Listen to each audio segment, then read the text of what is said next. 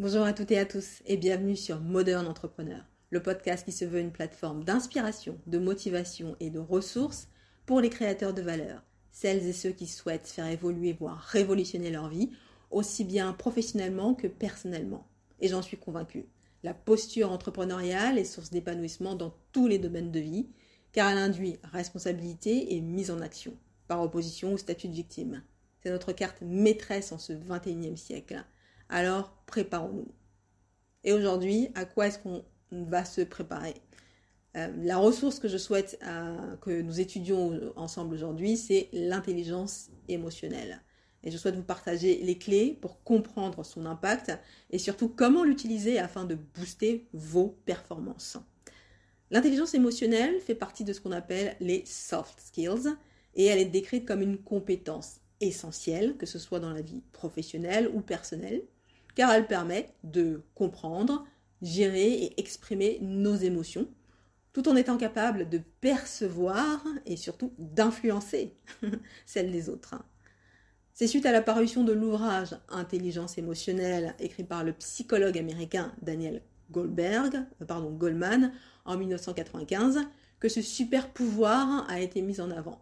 Jusqu'ici, on se basait surtout sur le QI, quotient intellectuel ou expertise technique, pour déterminer l'intelligence d'une personne. Cependant, les travaux du docteur Goleman ont mis en lumière le fait que le QI néglige une partie importante du comportement humain, à savoir les réactions émotionnelles. Cette capacité à percevoir, maîtriser, exprimer ses sentiments et émotions et ceux d'autrui. Donc oui, un QI élevé, avoir les expertises techniques, c'est la porte ouverte dans la matrice, comme on dit. C'est ce qui permet d'avoir le job, le contrat, les signatures. Vous avez les compétences techniques, mais c'est surtout les compétences émotionnelles de communication, collaboration, empathie qui permettent réellement de progresser et de prospérer. De fait, l'intelligence émotionnelle a un impact sur plusieurs sphères de nos vies. Dans nos relations humaines, elle nous permet d'avoir un discours clair et nuancé qui tient compte des besoins émotionnels des autres. Elle nous permet de résoudre les conflits au travail et également de travailler en équipe. L'intelligence émotionnelle, c'est plus d'empathie, une connexion plus authentique avec les autres. Dans notre fonctionnement social, c'est un atout dans les relations de partenariat avec nos clients ou encore avec nos équipes où elle permet de maintenir motivation et une vision commune. C'est aussi un facteur déterminant de la performance en matière de leadership, qui est l'un des facteurs clés les plus importants pour un entrepreneur, du fait de la confiance et du respect qu'elle inspire. Donc une belle intelligence émotionnelle permet aux leaders de créer un environnement de travail harmonieux et productif. Et puis il y a aussi dans le bien-être, donc ça permet plus de satisfaction personnelle et professionnelle grâce à une meilleure gestion du stress, une meilleure gestion des émotions, faire face à l'incertitude, aux échecs et à la frustration. Bref, une meilleure adaptabilité au changement grâce à la résilience. Donc l'intelligence émotionnelle, c'est des relations plus épanouies, de la performance et du mieux-être. Que demande le peuple? Si vous êtes intéressé de savoir où vous en êtes par rapport à votre intelligence émotionnelle, vous pouvez le mesurer par le QE qui est le quotient émotionnel sur ces 5 composantes qui sont la perception de soi, l'expression individuelle, les relations humaines, la prise de décision, la gestion du stress. Vous pouvez facilement trouver des tests sur Internet. Donc, par exemple, Psychologie Magazine propose un test, une suite de 42 questions qui vous permettent de faire votre propre évaluation. En attendant, je vous propose de méditer sur certaines affirmations que je vais vous partager. Chaque affirmation correspond à un niveau ou une composante de l'intelligence émotionnelle, du plus accessible au plus complexe, comme vous allez le constater. La première affirmation ou composante concerne la perception de soi. Cette affirmation dit vous savez reconnaître, identifier vos émotions au moment où ils surgissent. qu'elle soit négative ou positive, vous identifiez l'émotion soulevée en vous. Par exemple, si vous êtes en désaccord avec la situation ou les propos, peut-être de la colère, de la tristesse ou de l'indignation peuvent se présenter. Pour vous donner un exemple concret, il y a un poste en jeu, donc quelque part votre manager vous avez dit bon tu es en très bonne place, donc on vous a promis un poste et finalement au final on annonce que c'est votre collègue que vous avez recruté, formé qui va prendre la place. Donc là je pense que ça brûle un peu à l'intérieur.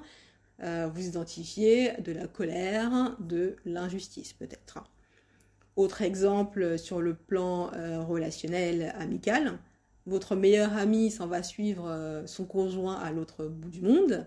Donc oui, il y a beaucoup de moyens de communication qui existent, mais quand même, vous avez un pincement au cœur, vous sentez qu'il y a un peu de tristesse avec la distance qui va s'installer.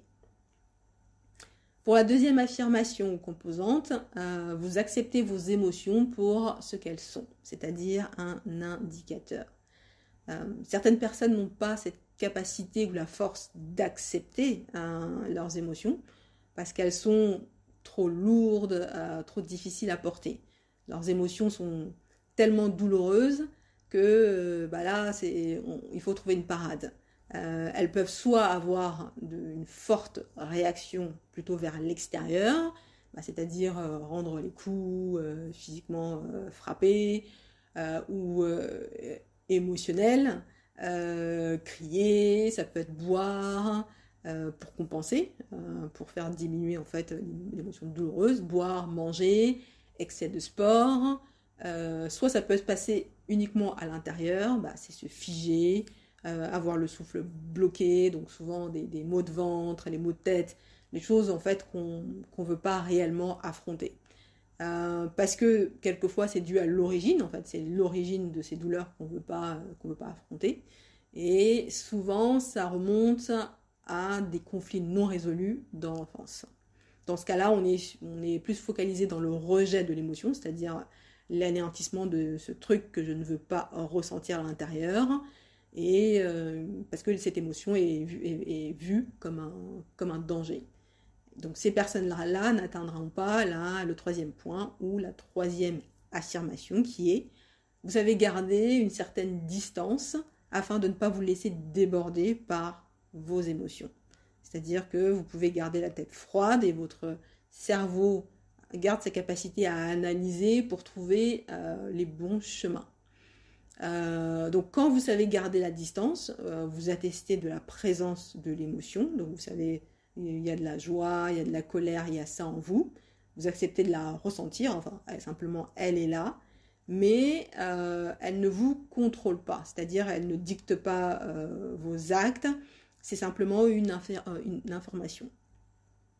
Donc, vous identifiez cette émotion, c'est une chose, et ensuite, ne pas la laisser prendre le contrôle ou ne pas vous mettre en réaction, ça, c'est un peu plus difficile.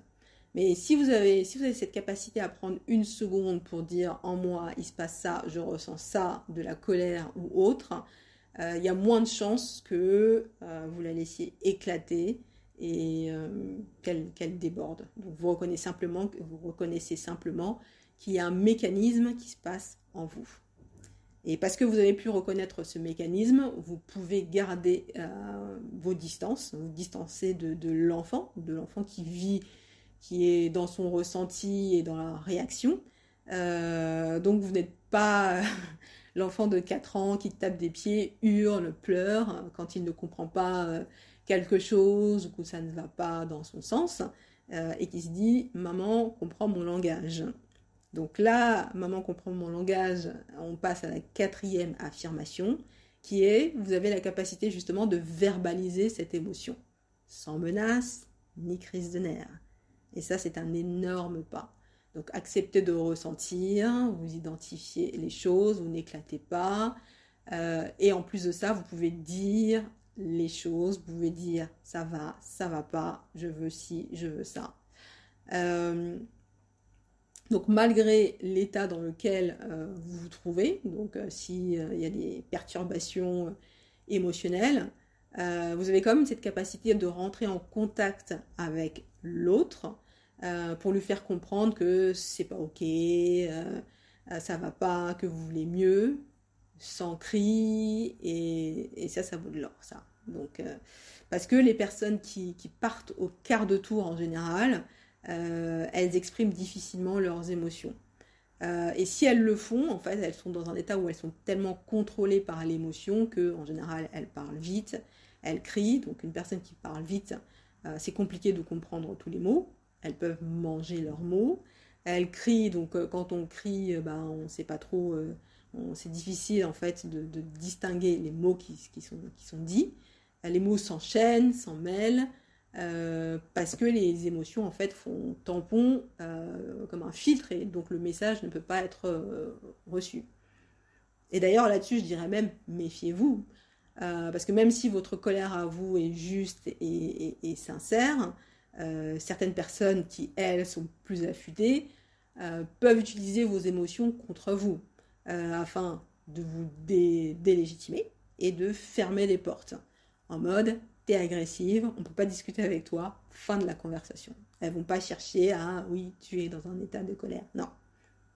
Avec certaines personnes, ça ne passe pas.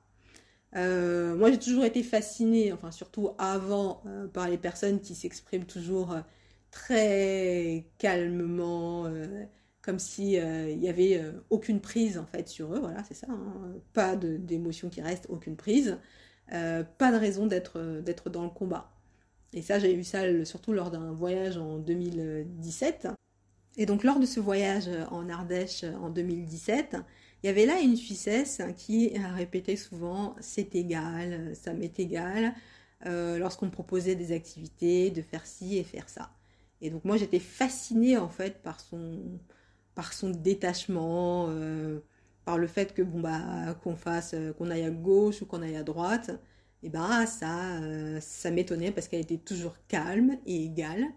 Et pour moi, pour qui en ce temps-là, c'était pas encore bien lisse, ça m'intriguait. Donc pour les hypersensibles, ceux qui ressentent les émotions de manière très forte, à qui il est très difficile de se détacher de leurs émotions, c'est donc un chemin important à aller vers. Voilà.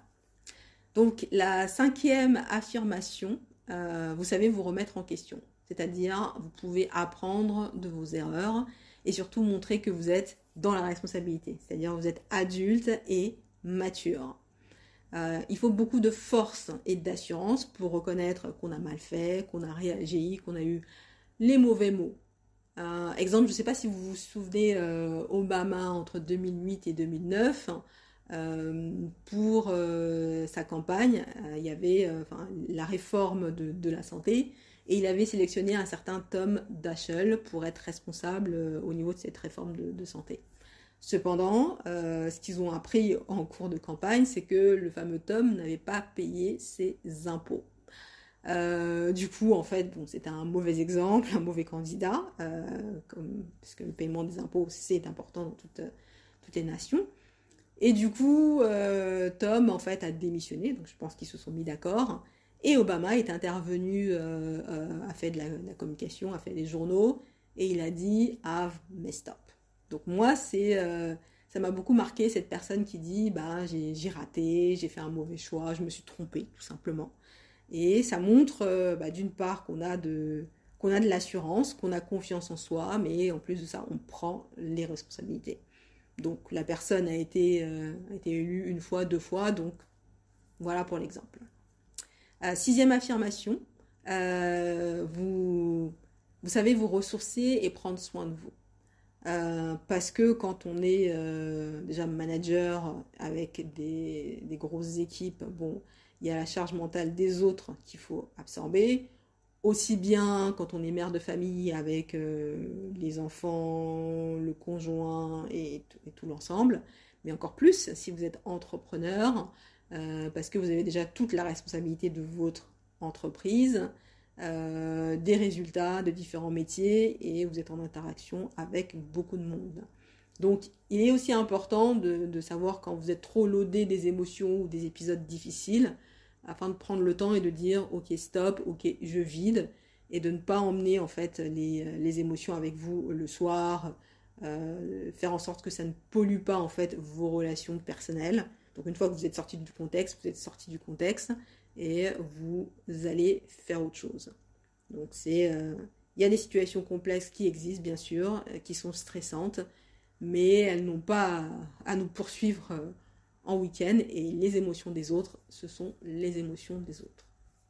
Ensuite, 7e affirmation, vous avez une analyse émotionnelle fine des autres. Enfin, vous avez une analyse fine des émotions des autres. Vous savez donc observer et catégoriser l'état dans lequel se trouve votre contact et les personnes qui vous entourent. Vous pouvez percevoir si la personne en face de vous est dans un état, on va dire, modifié ou perturbé. À force de côtoyer les gens dans notre entourage personnel, on peut percevoir en fait si dans un clin d'œil, si la personne va mal, est-ce qu'elle a un gros souci, même sans émo, avec un très peu de regard. Par contre, dans l'environnement professionnel ou des affaires, c'est pas, on va dire, c'est pas vraiment le lieu où siègent les émotions. Alors on se concentre peut-être un peu moins sur cet aspect, peut-être on passe plus par-dessus parce qu'on se dit, bah, de toute façon le job doit être fait, peu importe comment est-ce que les gens se sentent. Et pourtant, si on a une demande à poser, si on a besoin d'une validation, si on a besoin de signature, de faire avancer un contrat, il est très important de savoir, au moment où on va aller proposer, de savoir dans quel état est la personne en face de nous. C'est possible de déterminer l'état d'une personne si on prend le temps de l'observer. C'est-à-dire regarder dans les yeux, est-ce qu'il a un regard plutôt franc ou un regard plutôt fuyant? Est-ce que le ton de la voix est rapide ou est-ce que c'est lent? Est-ce qu'il y a beaucoup de silence, de l'instabilité, des hésitations, des tremblements? Pourquoi pas des tics qui indiquent aussi un stress récurrent?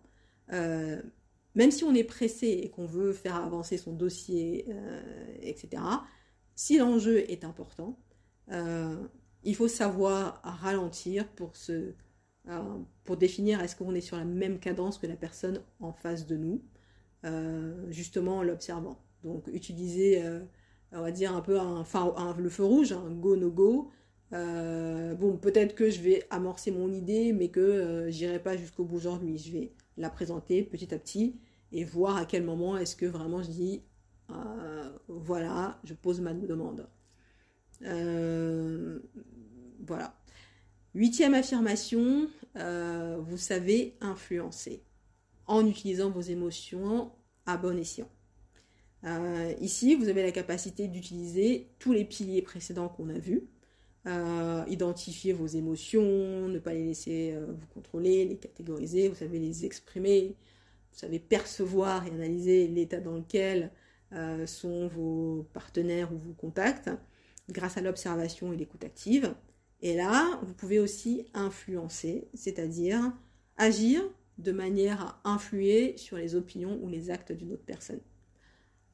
Ici, l'influence, on est dans le rayon des acteurs, des avocats, des politiciens, des commerciaux. Donc vous savez utiliser vos émotions dans le rôle et en fonction de la cause pour pouvoir générer une émotion chez l'autre afin d'obtenir ce que vous voulez sans violence ni corruption, que ce soit des votes, de l'argent pour une levée de fonds, un rôle ou un Oscar, un contrat. Et donc pour parvenir à influencer une personne, il faut de la confiance. Il faut qu'elle ait foi en vous et il faut que vous incarniez en fait l'objectif afin que les autres vous suivent. Là j'ai envie d'utiliser en fait la métaphore de la grenouille cuite, même si en fait elle est utilisée plutôt pour démontrer ce que la passivité fait à l'homme. Mais ici, moi, c'est plus la notion de confiance qui m'intéresse. Car en fait, la grenouille, elle accepte d'entrer ou de rester dans la casserole où elle est, parce que l'eau est à température convenable. parce qu'elle a confiance. Elle se dit, je suis dans un endroit, dans un safe place, dans un endroit de confiance. Et justement, juste pour préciser la différence entre influence et manipulation, car c'est pas très loin, dans le premier cas, dans le cas de la manipulation, ce n'est pas l'intérêt de l'autre personne qu'on a à cœur. On ne lui donne pas un consentement éclairé, en fait, on fait en sorte qu'elle n'ait pas toute la vue et toutes les informations, tous les tenants et aboutissants. Je peux vous inviter à lire les liaisons dangereuses si vous voulez voir à quel point la manipulation peut aller très loin. Mais dans le cas de l'influence, il y a notre intérêt à nous, bien sûr, mais il y a aussi l'intérêt de l'autre, à savoir le WIIFM, What's in it for me, ou qu'est-ce que ça m'apporte, ou plutôt qu'est-ce que ça apporte à l'autre. Et dans tous les cas, ça doit rester éthique. Donc c'est pour notre bien, le bien d'une organisation, le bien de la société. Il y a de l'éthique dans l'influence. Et l'influence ne peut se faire que dans une relation de confiance, avec des arguments clairs et de la transparence. Pareillement, ça commence par savoir dans quel état, ce qu'on a vu en point 7, dans quel état est votre contact, en l'observant, en l'écoutant, donc pratiquer l'écoute active, pour percevoir et comprendre ses désirs, qu'est-ce qui le motive, laisser la personne parler jusqu'au bout afin qu'elle se sente écoutée, vider son sac, et pour qu'elle soit en paix. Ensuite, poser des questions pour montrer de l'intérêt, reformuler afin de montrer que vous suivez bien la personne. Donc là, on commence à entrer dans les émotions en utilisant l'empathie. On montre qu'il y a de la résonance en partageant des expériences personnelles qui vont dans le même sens et on observe si la personne réagit positivement en fait à ce qu'on partage avec elle. On utilise des termes positifs. Et donc pour aller vers l'influence, il faut être en alignement, je disais incarner, être en alignement avec le message ou l'objet qu'on veut vendre ou développer. Donc il faut beaucoup de calme intérieur et de maîtrise de soi. Les bruits et les billets ne vous perturbent pas, que ce soit à l'extérieur ou à l'intérieur. Bon, en termes d'influence, je ne sais pas si c'est un bon exemple, mais j'ai envie de parler de cette personne qui mendiait dans la ligne 1, donc qui habitait son rôle un peu comme acteur, et on y croit. Donc, bon, est-ce que c'était de l'influence ou de la manipulation, mais elle est dans son rôle et elle joue à bon voyage, etc., avec le ton de la voix, enfin les violons qui pleurent. Donc moi, la première fois, je me suis laissée prendre. Après, c'était autre chose. À force de le voir, je me suis dit, c'est plus un bon acteur, c'est plus manipulation que influence. Dans un autre type d'exemple d'influence, on a Simon Sinek, donc, qui est un penseur dans le domaine du leadership et de la gestion des émotions, connu surtout pour son concept du why, donc c'est le cercle d'or, why, how, what, pourquoi, comment, quoi. Et donc il explique de commencer par le pourquoi, la raison d'être, c'est ce qui est déclencheur de l'émotion. En fait, le but à atteindre, l'objectif. Ensuite, le how, c'est le comment, c'est comment est-ce qu'on va réaliser la chose, et ensuite le quoi. Mais le why, le pourquoi, c'est le déclencheur, c'est la raison d'être pour ce que vous voulez faire. Et c'est souvent ça, en fait, qui convainc, influence les autres. Donc il a aussi fait, monsieur travaillait, a fait des études de droit, travaillait dans la communication, donc le droit dans le domaine de l'influence, la communication chez Euro, RSCG ou Gilby Mather, c'est le domaine de l'influence, si c'est pas de la manipulation. Et il a également écrit un livre, Start with the Why, How Great Leaders Inspire Everyone. Comment est-ce que les grands leaders inspirent tout le monde à se mettre en action. Voilà, pour le partage de Simon Sinek. Et voilà aussi pour les 8 affirmations qui vous permettent d'évaluer votre confort avec votre intelligence émotionnelle. Est-ce que vous êtes de ceux qui ont du mal à respirer au moindre loup, ou est-ce que vous êtes plus avancé du type avocat ou publiciste? à vous de voir. Et si parmi toutes ces affirmations, il vous apparaît que vous pourriez mieux faire, ou simplement que vous êtes curieux de savoir comment améliorer votre intelligence émotionnelle, je vous propose quelques éléments pour amorcer le travail vers l'amélioration. L'objectif étant de trouver de l'harmonie interne afin d'être à même de répondre aux défis émotionnels de la vie en général qui peuvent se présenter. Et donc pour renforcer votre intelligence émotionnelle, donc il y a 4 étapes, 5 étapes même. C'est toujours observation, identification, analyse, responsabilité et dépassement. Donc l'observation, ça reprend un peu ce qu'on a dit, c'est prendre l'habitude de s'observer, l'état interne dans lequel on se trouve, de se relier à ses émotions et de se poser la question, comment est-ce que vous vous sentez à l'instant aujourd'hui? Est-ce que la mer est calme ou agitée? Est-ce que vous respirez normalement? Est-ce que ça tire quelque part, par exemple, dans les côtes? Deuxième étape, c'est vous identifier la nature de l'émotion. Vous savez la catégoriser et lui donner un nom. Troisième étape, analyser. Donc, pour cette phase, on a différents éléments qui se proposent à nous. On a ce qu'on appelle le journaling, ou tout simplement avoir un journal, un cahier, un bloc-notes, qui permet de noter nos ressentis.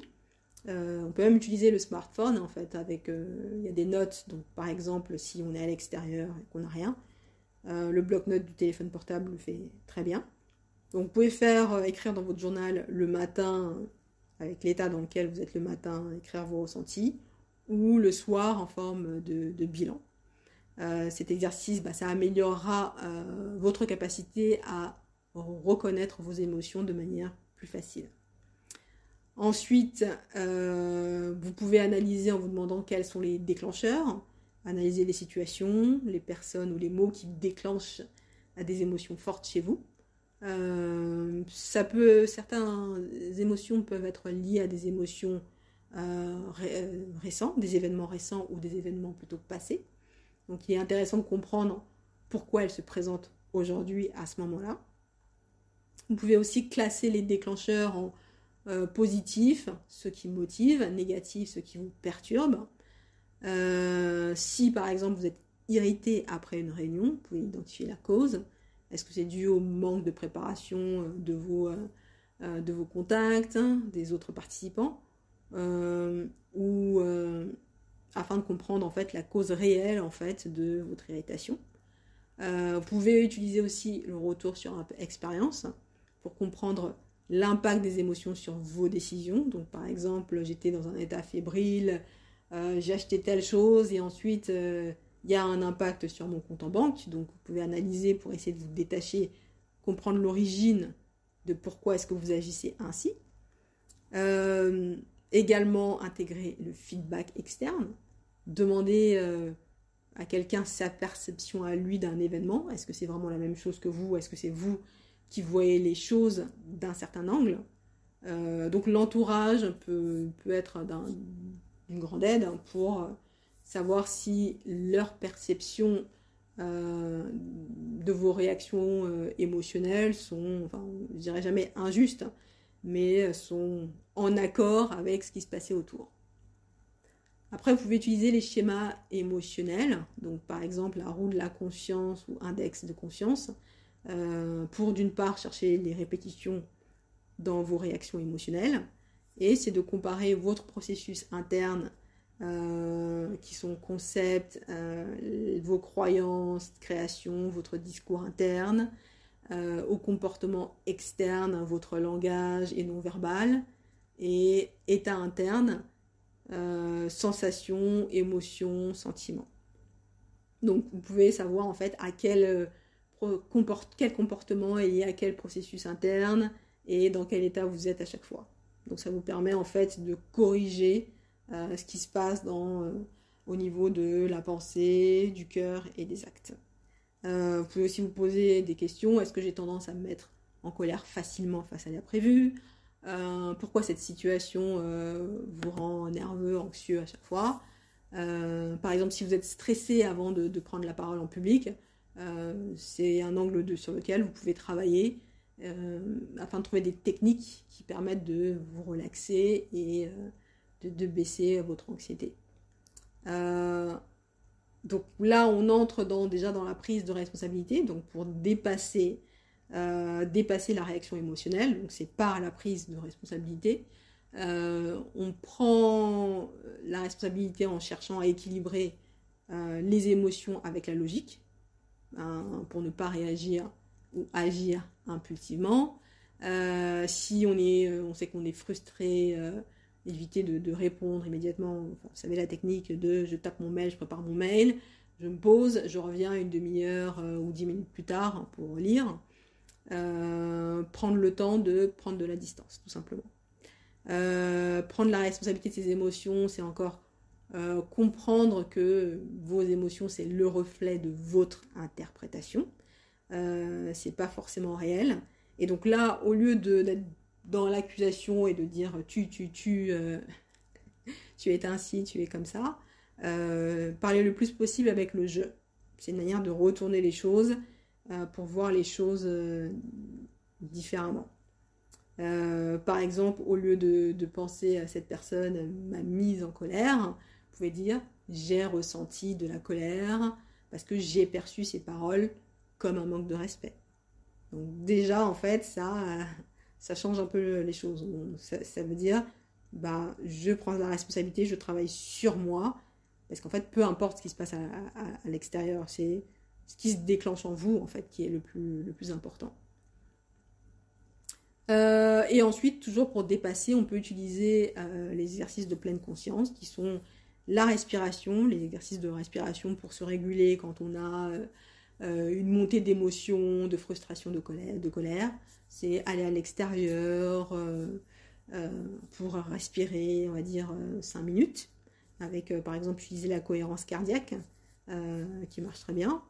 Vous pouvez utiliser la méditation, prendre 2 minutes avant un rendez-vous, avant un entretien, pour vous poser et pour vous assurer que vous êtes bien calme du cœur, de la tête, qu'il n'y a pas de vague en vous. Donc ce sont des exercices qui mettent en chemin, qui permettent de faire le travail. Pour la méditation, vous avez pas mal de méditations disponibles sur YouTube. Donc il y a le choix de ce côté-là. Donc voilà globalement. Juste pour dire que votre état interne, c'est votre boussole en fait. C'est ce qui vous guide dans la gestion de vos émotions et aussi dans vos interactions.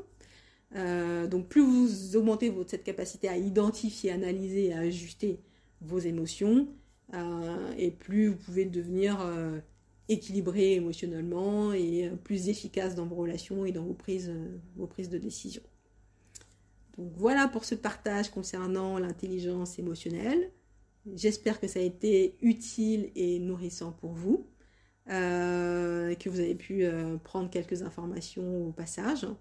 Je suis très intéressée par vos retours, savoir ce que vous en pensez. Est-ce que vous utilisez des outils, que ce soit méditation, l'écriture dans un journal?